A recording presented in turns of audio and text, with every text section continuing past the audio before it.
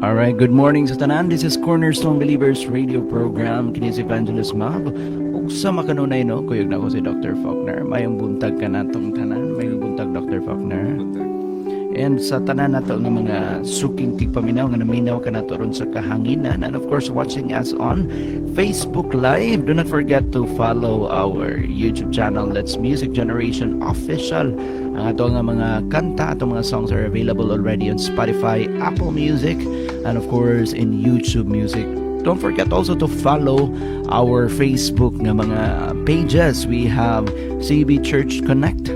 We also have Counterflow. We also have Sips of Scriptures and naapod ang Music Generation. Diin madunggan ninyo ang mga beautiful nga mga songs no and instrumentals that you could enjoy full length na no para kanatong tanan. And I'd like to greet everybody who's watching us karon sa ato ang live broadcast. Ayaw po kog kalimot no sa tanang ng lantaw pa diha no. Ayaw mo og kaulaw. Pwede kayo mong mubutang sa inyohang mga comments on the comment section.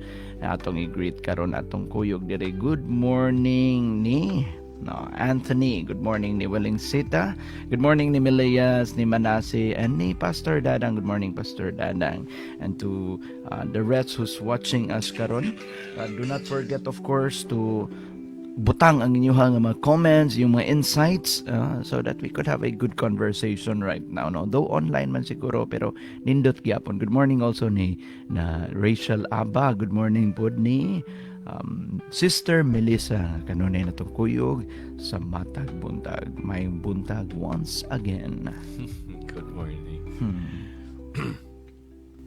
Atong sugdan ang atong programa, Ivan Mau, sa mga pag-ampo. Ato ang ilhon ang atong langit ng amahan, ang Diyos nga makagahom nga siya may tinubdan sa kinabuhi. Amen. Langit no na mo nga amahan, tag-iya sa kusog, ug naghatag ka na mo nining adlaw. Salamat kayo sa kalinaw, sa kalipay, ug sa mga pamaagi nga diin kami mas makahunat sa amo ang pagkinabuhi nga may giya gikan kanimo. Tabangi ang matag-usa ka na mo nga namati ni nga programa. Nga mas mabuhat pagayon na mo amahan ang imong kabuton ug tudloy kami sa imong mga pulong. Pasabta kami sa imong mga prinsipyo ug mga pamaagi. Magiyahan ug matudluan ang tanan sa mga pinagi sa pulong sa pagkamatarong, the words of righteousness that we need. And Father, we praise you sa kalipay nga amo ang experience among madawat samtang amo ang iset ang among kagalingon sa pagpamati sa imong holy words this morning.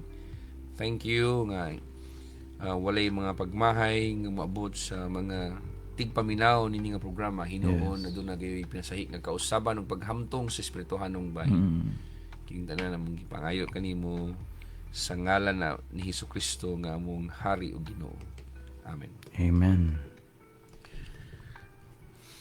Nanata karon Evangelist Mav sa Exodus chapter 12 verse 21 to 27 palihos basa Evan Mav. Okay.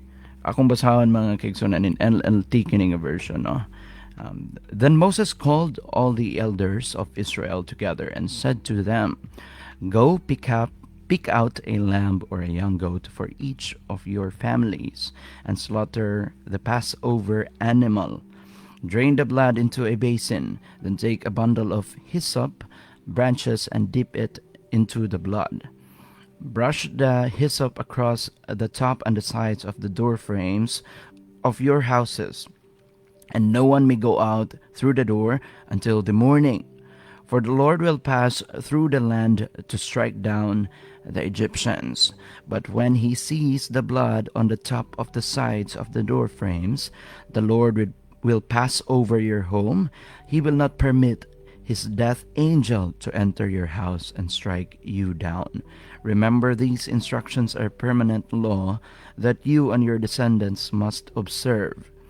When you enter the land he has promised to give you, you will continue to observe his ceremony or this ceremony. Then your children will ask, 'What does this ceremony mean?' And you will reply, 'It is a Passover sacrifice to the Lord. For he has passed over the houses of the Israelites in Egypt, and though he struck the Egyptians, he spared our families.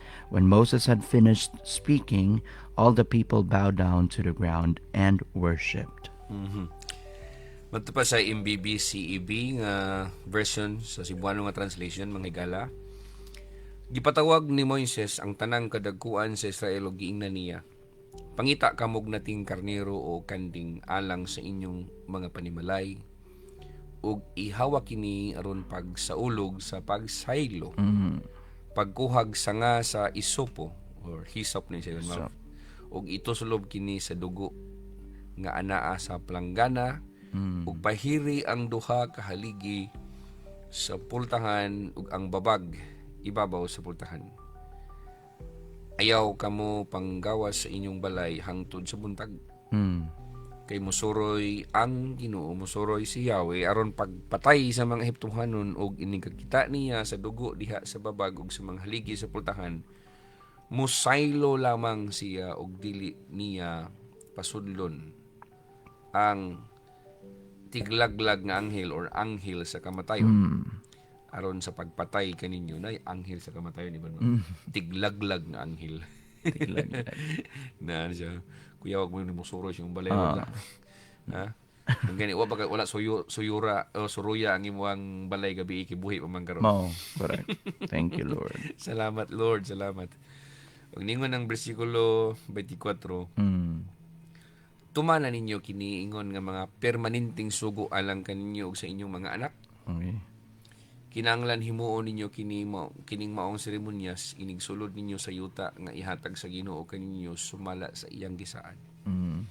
Kung mangutana ang inyong mga anak sa kahulugan ni ining maong seremonyas, ingna sila nga mao kini ang halad pahinungod sa pagsaylo sa Ginoo kay gisayloan man niya ang mga balay sa mga Israelita didto sa Ehipto ug ang mga Ehiptohanon ra ang gipamatay niya. Nang luhod ang mga Israelita ug bisimba sila sa Ginoo. Actually, when verse up to verse 28 itong title, even 27 na ako nahatag hangtod sa verse 28 ang basahon. Unya nang lakaw sila ug gituman nila ang gisugo sa Ginoo kang Moises ug kang Aaron. Palihog nila kung edit na nga to ang title sa Facebook even medyo nalipat ko up to 28 din siya. So 8 verses ang atong sigutan mga higala ning kabuntagon. Ang title sa itong mensahe karon mao ang The Passover Covenant Continuity. The Passover Covenant Continuity. Ang kiniling kasabutan sa pagsaylo or sa Passover, ipadayon siya dunay continuity. Mapadayon siya hangtod kuno siya sa hangtod nini kalibutan na ba? Hangtod mutapos yung kalibutan na may gingos Biblia. So kining verse 21 to verse 28. Nag-record ni siya sa pagpahigawas ni Moses sa mga kining mga katawan sa Israel o iyahang gihatod ang usa ka decisive instruction to Israel nga mangita og Passover lamb, mangita og karnero o kanding nga ihawon kini and strike its blood on the doorpost. So kung imong paminawan ibang magtong basa ganina, ang poste do kabuk sa walag sa tuo ug ang kahoy nga nagbabag ninyo sa pultahan nimo. So diri sa wala sa tuo din ana. So butangan gid siya og dugo. And kita usad nimo and guard the meal as a sign of Yahweh's salvation. So balikon nako. Ang instruction ni Moses to select a Passover lamb, strike its blood on the doorposts, and guard the meal as a sign of Yahweh's salvation. So, kita na usab nato nini nga passage nga dunay panghitabo sa Exodus narrative, dunay act of obedience that seals deliverance and commissions the people to remain faithful to the covenant law.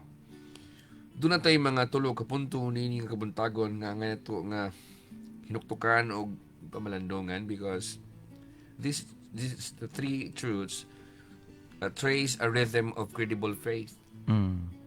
Dunay pagsalig in God's salvation, dunay pagsalig sa kaluwasan sa Dios, and mark the obedience that follows. Hindi katulo, and tell the story to the next generation. So, balik ko na ko, ang ngaitang musalig sa kaluwasan sa Dios. Dayon, doon ay pagmarka sa pagsugot. Ha? Mark the obedience that follows. And ikatulo, ang nahimo sa Dios ato isulti ngadto sa sunod ng mga henerasyon. Mo na reason ibad ma'am nga doon ay mga festivals kay kuan ko na good nagdala na siya pagpinumdum kanato ba. So ubani ko niyo mga higala sa ato ang pagtuon karon ini nga walo ka mga bersikulo because akong tinguha nga ang atong mga kasing-kasing ug atong mga hunahuna gatong dalunggan makadungog yun sa sama nga tawag sa pagka-faithful in our own lives as God's people kay dili magsilbi nga mabuhi taning kalibutan nga wala tay alimuhag unsa joy gipangita sa Dios sa tao. And by the way, ang konteksto niini the context follows the Passover night when the Lord will pass through Egypt and strike down the firstborn unless a household has applied blood to the door frames, door or doorpost. The people are instructed to take a lamb. Isakan sila sa Dios pinagi ni Moses nga mag-ihaw sila og kanding or kanero, kill it and place its blood on the door on the two door frames and the lintel as a sign for the Lord to pass over. Ug ang significance ni ini nakasentro ni siya sa bondage, judgment, deliverance and establishment of ritual memory for generations to come.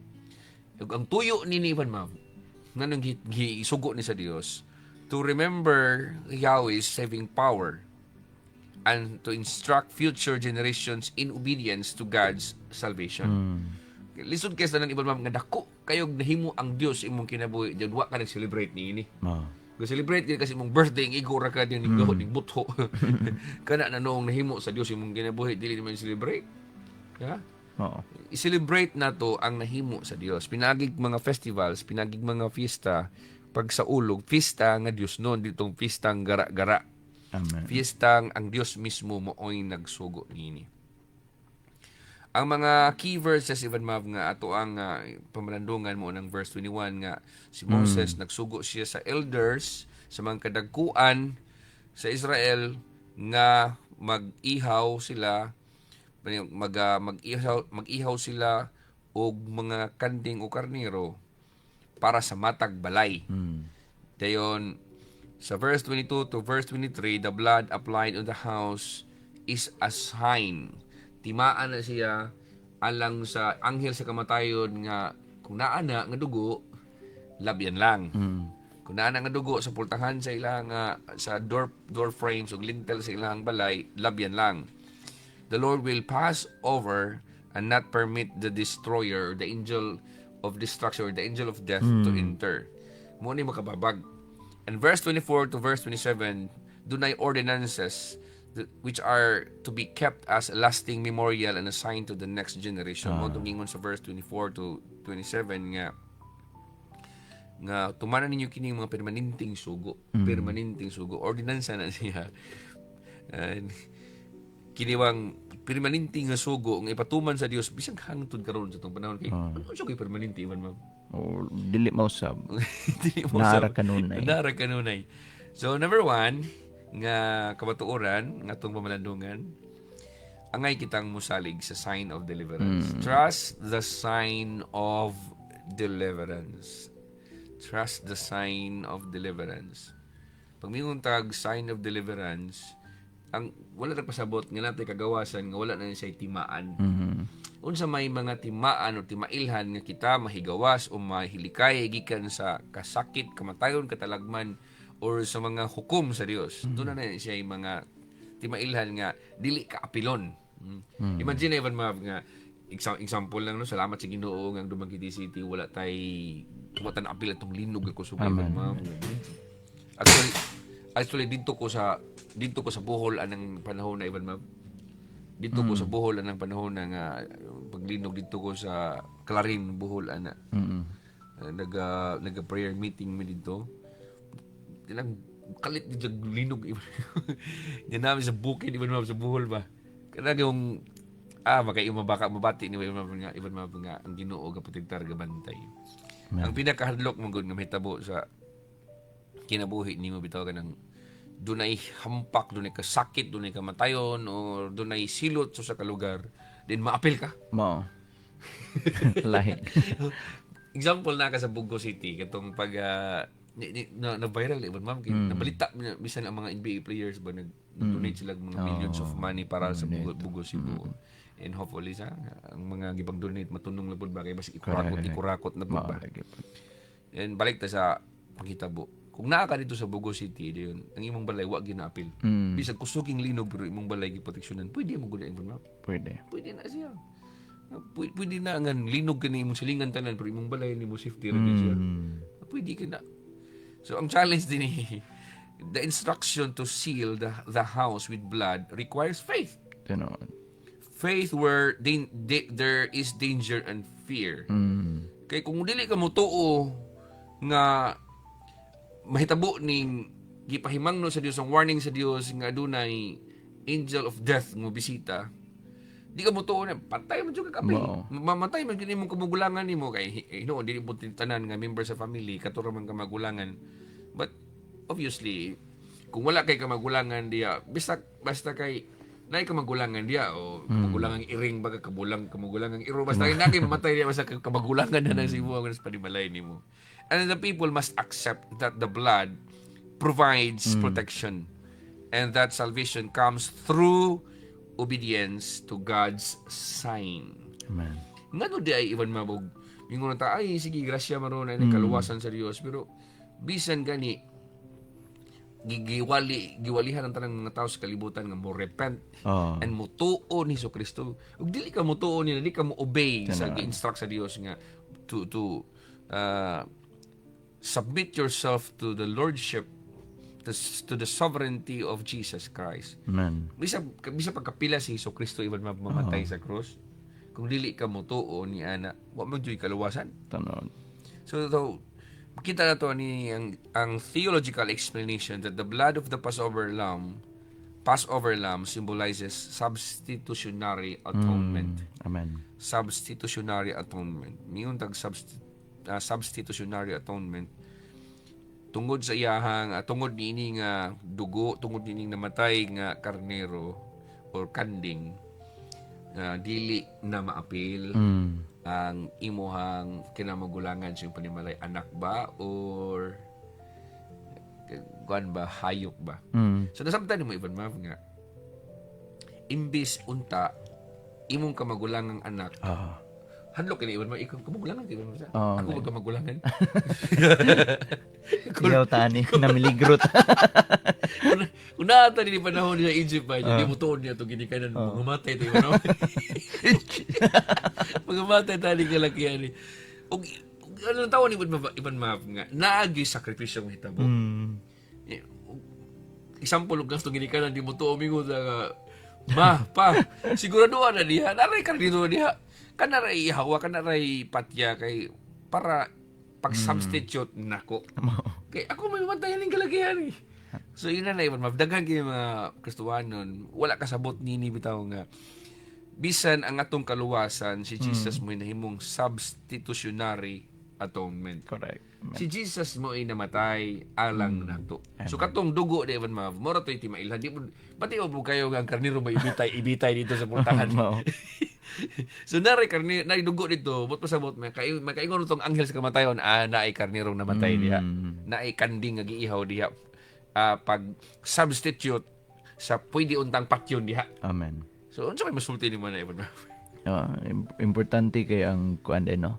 Ang mingon ta nga ang dugo gud Dr. Faulkner atong lantawan is it's highly naayud siya kanang dako ang kalambigitan may tungod sa mga lihok sa espirituhanon nga bahin. So diri na to makita gani man nga ang pagtuman sa mga Israelites, simple man nga instruction sa Dios. Sometimes kaminusan na to kay very simple, it's out of the ordinary, extraordinary. In fact, it's beyond the usual, Yet if you follow that, aduna gyud siya mga kalambigitan nga kalihukan sa atong kinabuhi. That could no, result to either our demise, or if we do not follow, of course, if di na to i-obey, no, pwede tang mga daot. Pero kung ato pong tumanon, no, diha sa ato ang pagsalig nga ang Dios na sayod sa tanang panglihok sa espirituhanong bahin. Nana bitaw nga even in the church, there are a lot of things that we do nga sometimes makaingon ang uban nga, weird lagi na. Pero, hinumdumi, sama aning panahon na naitawo nga nakikinabi sa Dios nga si Moises, nasayod sa mga butang nga dili na isayran sa mga ordinaryong tao lamang. So, adunay mga pagpanlihok sa espirituhanong bahin nga alagad sa Dios nakasayod, ug kumuhatag siya nimog instructions sama sa paghatag ni Moses nga sama ni ako na lang nimo dawatan na lang, because it could either be if you disobey that, it could destroy you, but kung imong dawaton, it could also be your means of salvation. Salamat. Yes. Makita na ito even nga kining substitutionary atonement. It's a life given in place of the Israelites' life. Amen. And pointing forward to the ultimate redemptive work in Christ. Ug ang makita usab nato dinhi ang faith. Faith here is not vague belief, but active obedience. Amen. Mingon jud ko nga ikaw mingon kag ako nga importante pastor mo tuo. Ay bisig asa ko nining kalibutan na ibon naglakaw. Mga tao mingon sila basta mo tuo lang. Ang akong pangutana, what kind of faith you have? Because ang tinuod nga pagtuo is active obedience na siya. Dunay gisulti ang Dios nimo, then mo respond ka. Dili tong mo assume ka, dili tong mo presume ka, kaya mo tuo lang ka bisag wala ningon ang Ginoo niyo, binuang na siya, din sa faith, presumption na siya. And so makita usab nato din even that ang faith nga kinahanglan nila dito is sa ilang panahon sa konteksto ni nga story even is applying the sign. Like, mingon ka, ako mutuo ko na nga, muagi ang anghel sa kamatayon. Oo, pero bisag mutuo pa ka, pero kung walay dugo sa karnero o sa kanding inyong putahan siyang balay, piti gyapon ka. Piti ra gyapon ni panimalay. So, ang pagtuong walay buhat, patay.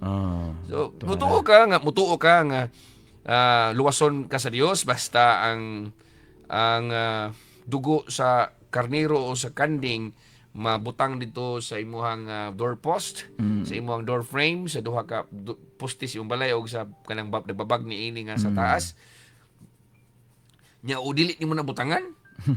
Patay ang imong kamagulangan. Ikaw kamagulangan, patay ka.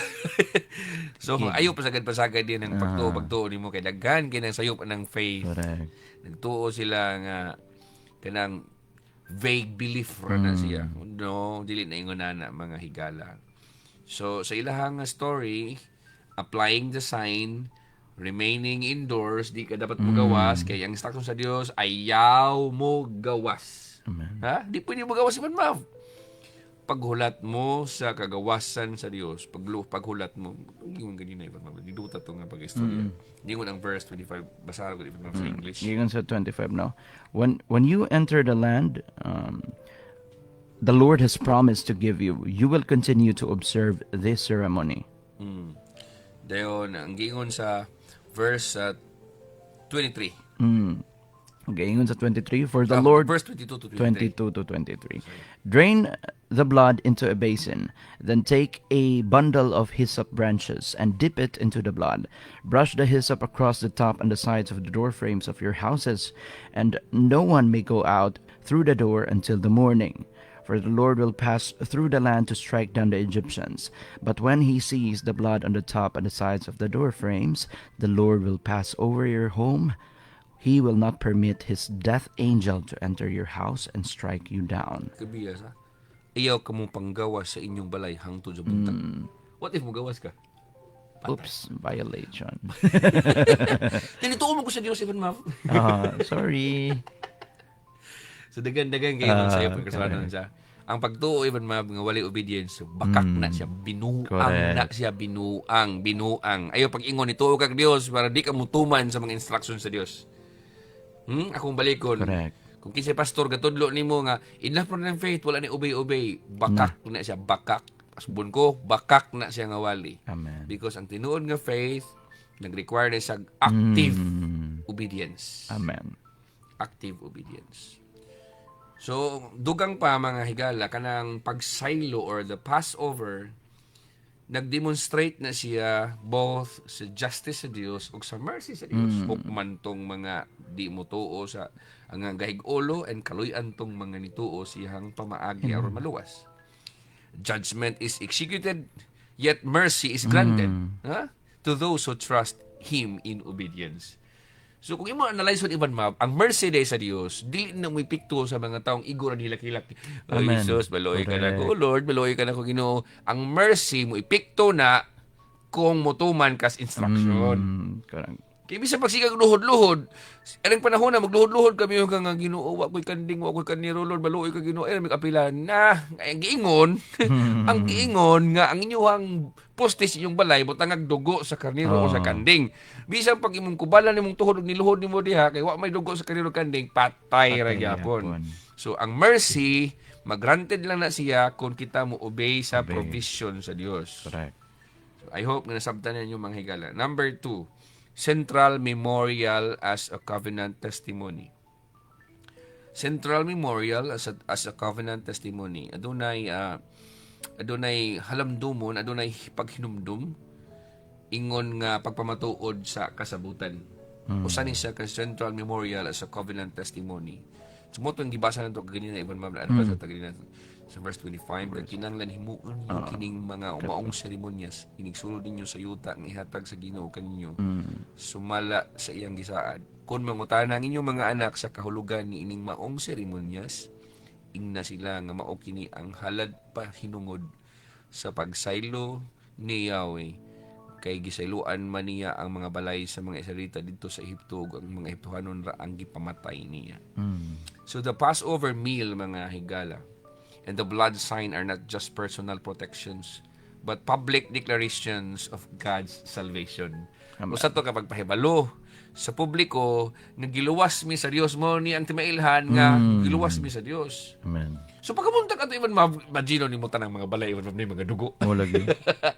tibuok pa ka ng mga balay sa tibok Ehipto, di inay puyo nga mga Israelita ang ilang mga balay Ivan na ay mga dugo sa karniro. So di na basta Ivan Mamsa. Tinod. Ang kanang imong balay saktong pintal niya mabutang ng dugo. Ma-dispute gid Ivan. Tinod. Kaya na nabati na ko balay kay nanay dugo. Kung puti ang pintal na niya, nanay pula, lain. Pero, nalakatsada kay maluwas ang mga kamangkulangan diha sa mga balay diha. So, mao po'y advantage. Ay, nagsupak-supak mo. Hindi ko kay madaot na nga akong beauty sa kong balay. Mag-ora pa dyan, ipaduwing pa dyan ako si architect niya. Pag-hilom diha, ay supak-supak. Because you are to observe this meal, matod ba sa Dios, pinagi ni Moses, kantos mga propita, they are to observe this meal as a family and community ritual. Amen. A living testimony to future generations. So, dili tanang ritual, Ivan Mav, dautan. Dili tanang rituals, dautan. Dili tanang rituals occultic. Amen. Dili tanang rituals mga kulto-kulto. Kaya naagi ipabuhat yun ang Ginoo. So siguro strange kay nimo kay kastuhanon ka o dugay na ka Kristiyano imong hibalan nimo praise and worship ra katakantaras mga simbahan ug pakulkul sa inyong church kulkul Christian wa kay kalibutan ng mga dugo diha yung kag mga kulto man kay nagisgot og dugo paghilom diha kay ang Dios mismo may nagpasiugdan niining mag-ihaw og mga hayop para paglikay sa anghel sa kamatayon nga dili makasulod sa balay. So, mo siya lang tawon Ivan Mab, doon ay memorial acts. Kung kining memorial acts, root the people in God's saving acts. Memory becomes mahimo ni siya nga timailhan sa pagtuo. And the sign of blood and the ritual meal create a covenant identity. So, na sila itimailan nga kining mga tawhanan nimo o ang mga sakop sa Dios. Kay katong mga dili sakop sa Dios, di mo to magputang og dugo sa ilahang dugo sa karnero sa ilahang doorpost, sa ilahang poste sa ilang balay. Ug ang mga katawan sa Dios nining mao ang nini panahon nga mao ang mga Israelita living under God's promises. And community memory partners with individual faith dunay pagporma sa usa ka corporate witness to God's mercy and grace. So ganahan ka ang grasya sa Dios, magalihok sa imong kinabuhi, tumana ang instruction sa Ginoo. Ganahan ka nga ang kaluoy sa Dios, makapanglihok sa inyong pamilya, tumana ang instruction sa Dios. Dili kutob ras luhod-luhod higala, dili kutob ampo-ampo ra. Kung unsay gi-instruct sa Ginoo, tumana na kay dili na siya ingon ana lang kasayon nga Lord maluoy ka, Lord grasyahi ko, kay ang Dios na gina sa instruction sa iyang paghatag sa iyang kaluoy ug sa iyang grasya. Amen. So kung imo nga huna-hunaon sa pag-aplikar sa atong panahon karon, ang angay natong buhaton is to build or strengthen rituals that recall God's saving acts. Example, sa atong panahon karon, regular nga remembrance of Christ's sacrifice in Holy Communion. Ang tao dili mag-apil-apil sa pagkalawat, ang tao dili mag-apil-apil sa communion, sa mga family devotions, o sa mga pag-celebrate sa pagkabanhaw o kamatayon ni Kristo Jesus. Sama ra siya nga wala siya nag-celebrate sa gibuhat sa Dios sa pagluwas kaniya. Ayaw gag-ingon nga dili ra ko mapilog communion, dili ra ko mapilog Holy Eucharist, dili ra ko mapilog kalawat kay di mo ko ganahan sa timpla ng paan nga dihago, di mo ko ganahan sa timpla ng kanang wine diha nga painom, dili ra ko kay dirty basin dirty ng baso na, dirty na nga ng kamot na nag-prepare. Ay sige reklamo higala. Tungod kay we are to build and strengthen rituals that recall God's saving acts. Pasalamat ka si Kristo Jesus nag-anto sa cross alang sa atong kaluwasan. Unsa may imong buhaton? Unsa may imong gusto ikailansang? O igor ka mohandom? Igor ka maghandom, mag-recall sa gibuhat sa Dios. Oo. Asa man kang pili sa iba't Dakong kalayan dito ko katong sa iyon lang. Aturon ta sa mag-recall, aturon ta sa maghandom, mag-festival na ta, mag-celebrate. Mao. Amen. And importante mga higala is to equip the next generation with clear catechesis about God's deliverance and our response in obedience. Tudloy po na imong mga anak, imong pag-umangkon, imong apo, imong kaliwat nimo sa mga gibuhat sa itong Ginoo. Dili kay puro TikTok, puro ra sa Facebook, puro ra siya kiat-kiat ng mga kiata ng mga tao sa itong panahon. Karoon mga tigulang ng dagko 50 na edad, masigir gyud po computer games, gyud po cellphone, mobile games. Nya walay pang tudlo nga mga mga values sa pod nga personal o sa kanang familial nga values. Kana bang gitudlo sa Biblia ba? Kana bang gikas Genesis hangtod sa Revelation tudloin ning imong mga anak kay dili like puto ras sayo-sayaw na hibalaan. Dili nang kutob ras computer. Pangutan-on nimo kinsa si Moses. Si Moses mao man na siya si Kuan, mao man na siya ang nagbuhat og arka. Ano mo gidangat. Kinsa si Abraham? Si Abraham katuman na siya ang nagpika sa Red Sea. Na mo gidangat. Gadagko lang akin ang bright kunuhay may kuno mo English ilang mga anak eskwelag mga mahalon nga universities pero pag amos Biblia walay alimuwag walay knowledge mangmang sa Bible butol bugo sa espirituhanon nga mga butang muna ako mutambag ko ninyo ang inyong mga anak sa simbahan patuloy sa pulong sa Dios pasabtaw ikaw mismo ginikanan pagtuon aron na kay katudlo sa imong mga anak mahitungod sa mga pamaagi ug sa kaluwasan sa pagkamaayo sa Dios. Dili kay isalig ra nimo sa mga pastor, isalig ra nimo sa mga alagad sa Ginoo. Ikaw mismo angay ka magkatuon yan. Ikatulo even Mav, obedience as the response to salvation. Obedience as the response to salvation. So ang pinakamaayo even Mav nga sanong na to, ang response na to kung kabalutang giluwas sa Dios mao ang pag-obey. Amen. Ang akong ganahan ni mga tawanan Even Mav kay ang sign nga ni obey sila Even Mav kay nang giingon sa Biblia nang luhod ang mga Israelita ug bisimba sila sa Ginoo. Nang luhod ang mga Israelita ug nagsimba sila sa Ginoo.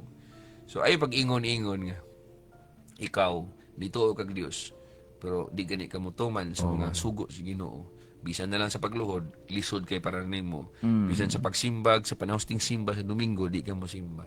Higala, wala tayo panahon ng buntagon. Apan ako magadasig kanimo that you have to assess how your life reflects God's kanang faithfulness. Amen. Salamat sa pagkikauban, ang Dios magapanalangin kanimo.